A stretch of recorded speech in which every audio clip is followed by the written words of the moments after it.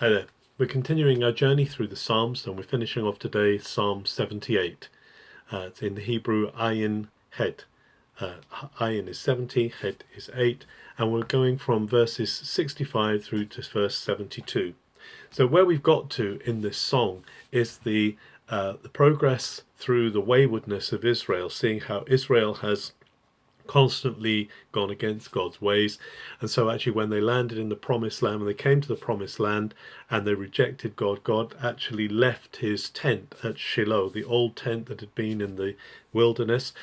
And it says that now he actually rises up against the enemies of Israel and he crushes those enemies, and instead of going back to the tabernacle, what's called here in this song in verse 67 the tent or the tabernacle of Joseph, he chooses the tabernacle of Judah. He chooses the tribe of Judah. And of course this is referring to David's new tabernacle which he set up in Mount Zion in his capital, and he brought the ark back not to the tent in Shiloh but to his tabernacle in Jerusalem, in Zion, and puts it on the place that's going to become the site of the new temple, the temple that's going to be built there.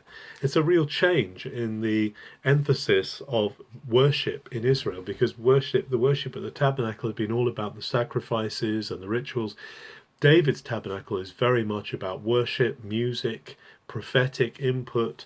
It's a whole change of emphasis, and that's even why the Psalms are there.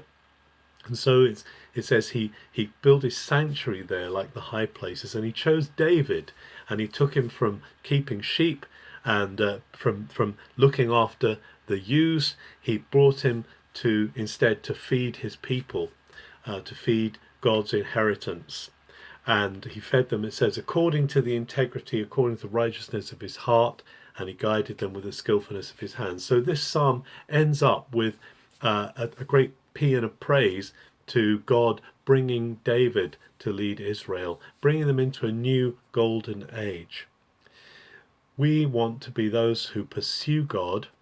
We want to be those who pursue his worship and his praise. It's interesting that one of the things that is said in the Acts, I think it's in Acts 13, that when the tabernacle of David is restored, the Gentiles are being brought in, the non-Jews are being brought in. This worship embraces the whole world. And so we are being included in this tabernacle of David. We're being included in this worship, this prophetic praise that is set up in Zion. We are called to be part of that, and it refreshes our spirit through the Holy Spirit of Messiah. Have a good day.